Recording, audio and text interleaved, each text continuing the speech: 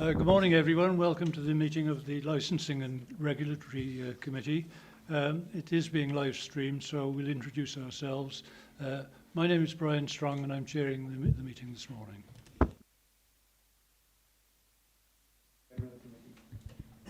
Ben Davis, I'm the legal advisor to the committee.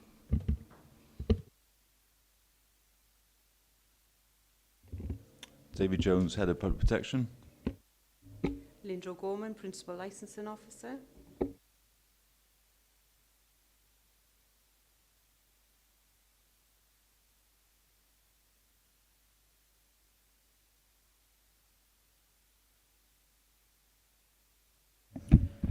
Jamie Trahan, Councillor for Overmorna Ward, Monmouth, and member of this committee.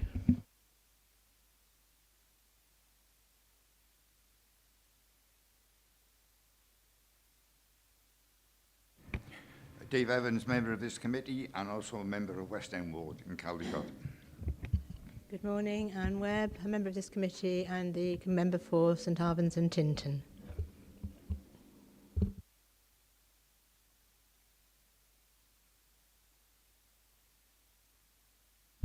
Good morning, Chairman. Simon Howarth, member of this committee. Thank you. And last but not least, Councillor Tony Easton, Juice Ward, Caldicot, and a member of the committee.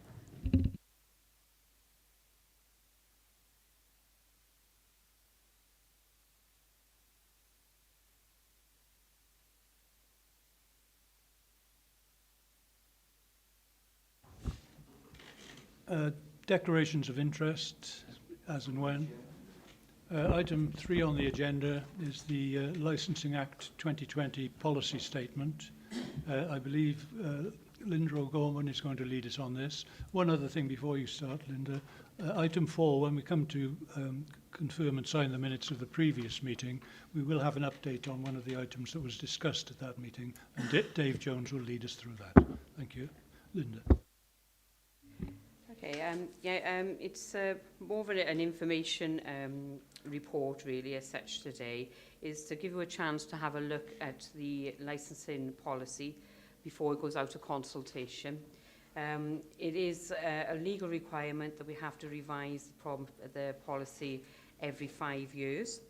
The last one was actually adopted on the 1st of July 2015. I know July seems a little way off, but if you have a look at the reasons why it's brought today, in 3.7 of the report, it actually gives you the lead-in period of the consultation when it comes back to committee if we want to add anything to it before it actually gets ratified at full council.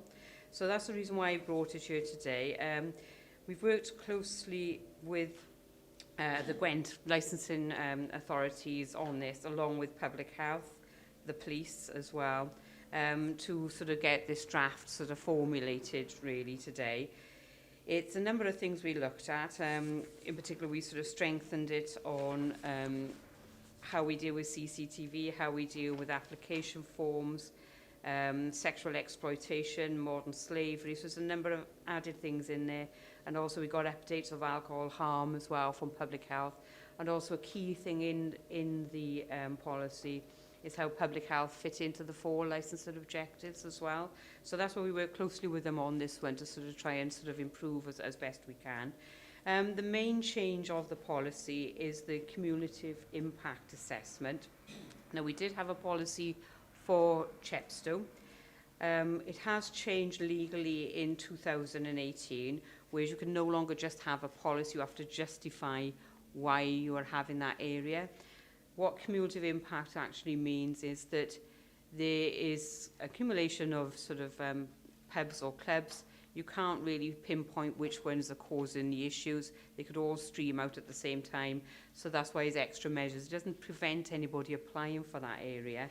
And if you look at the figures there, since 2015, which is the last policy that was adopted, we've had 9 new applications, 2 minor variations, and it's gone ahead without any issues in there.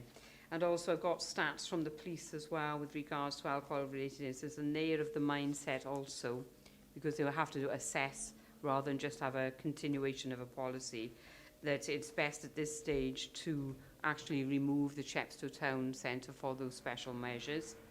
It doesn't prevent us actually introducing new ones in the future if some causes problems, and that's something that will be constantly monitored. But to put your mind at rest, really, even though that'll be going, we have a huge realm of measures in place that we can use besides cumulative impact, and that is actually highlighted in 31.5 of the actual policy itself, of all the different types of measures that we can actually undertake to strengthen an area to ensure that there's no crime and disorder or any of the other 3 licensing objectives.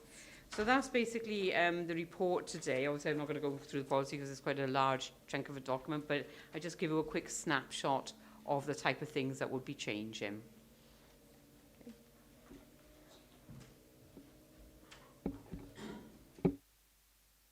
Thank you, Linda. Simon. I just wanted to ask, when we adopt this in June next year through full council, if there's anything arises which we feel needs to be included in there, any amendments, that will have to come back to us, yes? Or will you include it as a supplement then to the full council after the consultation? And I'll just give you an instance here. There is a big issue with Airbnb at the moment, i.e. in certain parts of the world and countries, what they're going to do with Airbnb, and certain local authorities within the world are actually leaving it to local authorities to decide what they're going to do with them. And it's a bit like the Uber thing, isn't it, and all these things. So if things do arise in the next 6 months, let's say, will we be including some kinds of amendments which will have to be included with a provision here? And then my last question there, if something arises once we've adopted this, then will we then have to look then at trying to put that in it? Are we allowed to do that once we've adopted this? Just, you may say, because we can, but I'm not too sure, see. All right, thank you, Chair. Okay, so if we can put your mind to what happens now is we'll have the consultation stage, so we can amend it leading up to full council anyway. It'll come back after the couple of months consultation, so if there's anything that comes to light during that period, or if we want to tweak it in any way, it'll come back to this committee. And the reason why we have it coming back, because we could theoretically just go to full council really on it, is so that everybody here who've got the expertise in licensing matters can put in any extra that they want to before it actually goes to full council. Because it's a policy document, even if it's adopted, you can review a policy throughout that 5-year period. But what they would mean is if we do anything major, if it's minor tweaks, you could probably be okay to do that. But if it's anything major, what you would have to do is actually then reconsult and take it back, do the same process again, basically. But with regards to concerns over premises, there's probably stuff in the Act that you could deal with it other than the policy anyway. So it may mean that you wouldn't need to amend the policy, and we'd have other measures in place to be able to deal with such things, similar to like Uber with taxi licensing, really. Okay. Yeah, I think it might be worth noting as well. Obviously, Airbnb is quite a good example. An Uber cabs, things develop as you suggest, and I think obviously the whole range of other legislation that covers those anyway. So holiday lets currently covered by Health and Safety Work Act. Environmental health officers will visit in terms of those that do B&B, for example. So anyone doing food prep is be covered by environmental health. So yeah, so there's an opportunity there, as Linda says. 3.7 gives the exact timetable in terms of when people can comment. So it'll be interesting to see what happens. But I think they're pretty well regulated in terms of holiday lets, and I think it's a bit like taxis, isn't it? Taxis very well covered. Uber have been, but I know that London, they've taken the Uber licence away, haven't they, this week? So we do need to move with the times. But I think in terms of Airbnb, I would expect it to come under the auspices of holiday lets, and it's, holiday lets are graded by the tourist board. There's a whole range of things that covers holiday lets. I think we just need to obviously cover that with Airbnb as things develop. But like I say, there's other bits of legislation that would cover that.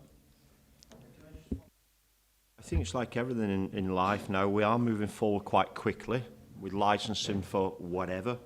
And I think as long as we as an authority make sure that we have things in place so we don't have to go through the full consultation of 6-7 months like we are going to do with this major policy. I think that's important because we could be back here every month with amendments. I think that's my direction I was looking at, Chairman. Thank you. Thank you. Are there any other questions or comments? Councillor Roden.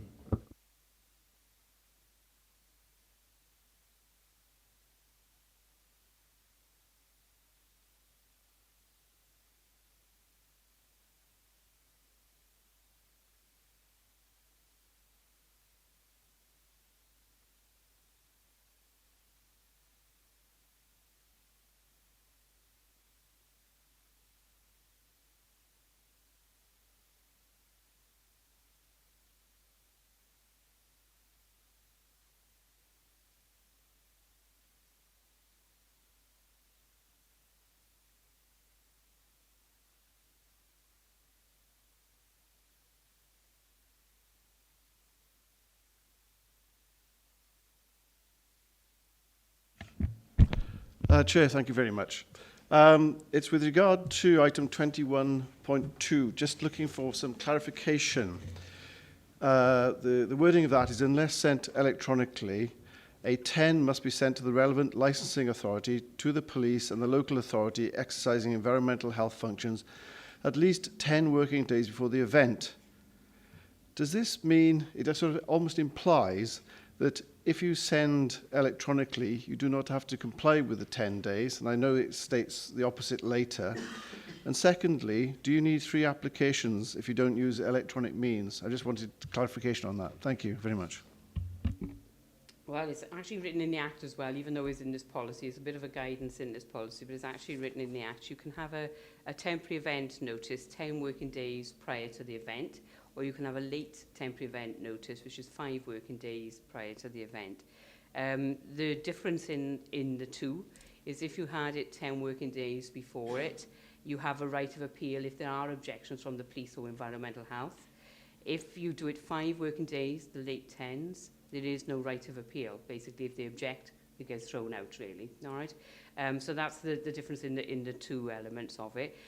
If it's done by paper format, and then you send the temporary event notice and we receive it in licensing, you have a duty as the applicant to actually serve the other elements yourself on the police and environmental health.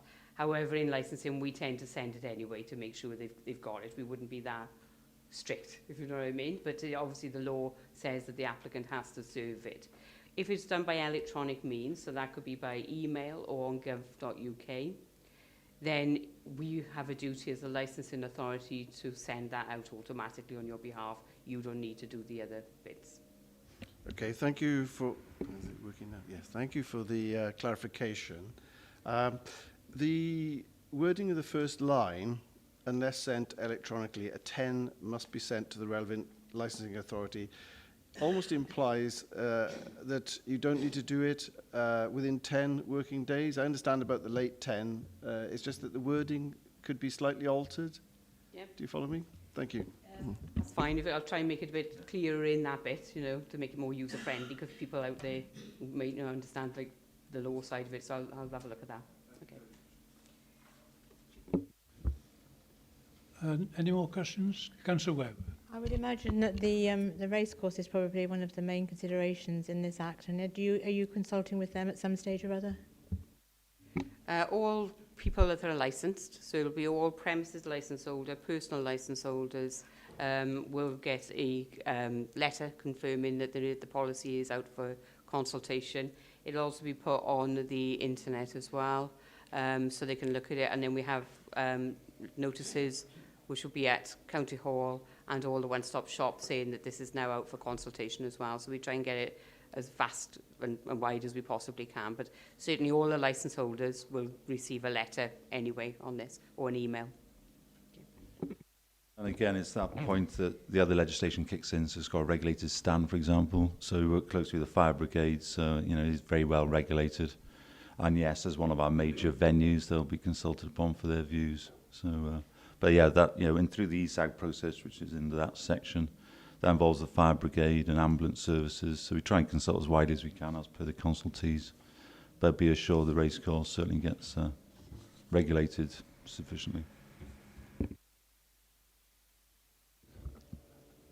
Okay, if there are no other questions, we've considered the report and we'll follow it now as it comes through in the next 6 months or so. Thank you very much, Linda. Item 4 is the to approve the minutes of the last meeting. Any comments on the minutes? All in favour? Thank you. Over to you now, Dave. Thank you, Chair. So item 2 covered the street trading in Abergavenny, if you recall, from last October. And so I explained to members exactly what the process was in terms of dealing with some complaints that occurred as a consequence of August Bank Holiday Saturday. So I won't go through that again, but just looking at what was agreed at last meeting, to provide information to members on the existing arrangements and street trading within the town and determine adequacy and areas for improvement. And we did talk, if you recall, about, and the second bit refers to a state section. So they're the consent holders for the block street trading consents. They've advised us they're not going to be doing that from next February. So as a consequence, we'll be having a conversation now with Abergavenny Town Council. So we're meeting the town clerk tomorrow, just to update members, with a view to engaging the town council to see if that's something that they would take on. And I think, as I described at last meeting, Chair, something successful, as you know personally, the Usk Town Council cover, and also Chepstow Town Council.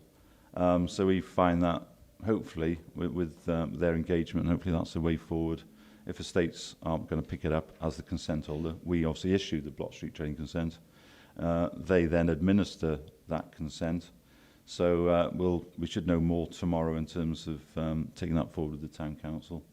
And the other recommendation, which we'll work on in readiness, obviously, for the food festival next year, is what those costs are looking at, obviously from an organiser's perspective, because there are other costs outside of licensing. For example, Abergavenny Castle.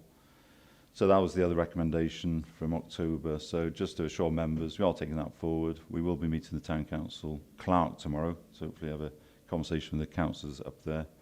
And then secondly, certainly we'll be looking, particularly with our larger event organisers, just to see what those total costs are looking like to make sure they're all viable for next year. Thank you, Chair. Thank you, Dave. And you'll come back to us with that information at the next meeting, will you? Sorry, then on the tuk-tuks, I know a lot of member interest on tuk-tuks, so perhaps I'll hand over to Linda just for a quick update. Thank you. Since the last meeting, I've put a question out there for licensing authorities who's actually operated tuk-tuks. I haven't had no responses back as such yet with regards to if there's any issues they have in operating them. So I'll be chasing that up. I've also got a licensing expert panel meeting for Wales, which is at the beginning of December. So I'll raise the question again then if anybody has license, because I know it was only Cardiff, which was near anyway for this area. So we're looking at that, but also we are looking to do a trip actually in the tuk-tuk as well. So we envisage it'll go from Landfoist Depot. I'm getting Lee to organise this with the actual person who's making the application. But also what we've got to bear in mind, even though we come to a decision later, that it may not just be that one, it'll be other sort of forms of tuk-tuks. So you just got to have an open mind, really, of how we're going to sort of do the policy if it is introduced as well. So once we've got that, so we maybe have like members to do a trip with like a licensing officer in the tuk-tuk. So possibly the chair, the vice chair, can do a trip out in the tuk-tuk. But so we'll get that organised. He doesn't want to use it anyway, if he does get it until the sort of summer months anyway, really and truly. But we'll try and get that sorted quite soon as well, so I'll get back in touch with you on that. Councillor Easton. Yeah, thank you. Just a query. I lost the drift of what you were saying, but you appear to be talking about two towns, Abergavenny and Chepstow. Are you looking at this on a wider basis, Monmouth and Caldicot, for example, or did I get the understanding right? Because if you introduce it, it'll be. That's what I'm saying. Don't just look at that sort of form of tuk-tuk. We'd have to put measures in place that would cover a variety of the vehicles, and also it'll be county-wide because it'll be part of the licensing regime for taxi and private hire. just to clarify, I think two bits really. Because the gentleman's in the northwest corner, so we think Llanfoy's depot would be more useful. You know, visions of him and his tuk-tuk come to Usk or Mega could be an issue. So I think all members be invited to that, and I think we did the remember the seats issue, and that worked quite well. And the members went to Raglan Depot to look at that. So it's best to see it firsthand, isn't it, before you're asked to make a decision on it. So I think all members be invited to the general. Here's the tuk-tuk. What do you think? You can have a good look at it, and then because we can't fit 12 of you in the tuk-tuk for obvious reasons, I think probably chair or vice chair plus an officer could actually do a proposed route just to get a feel for those safety issues and whether you're satisfied as the licensing authorities to take that forward. Thank you.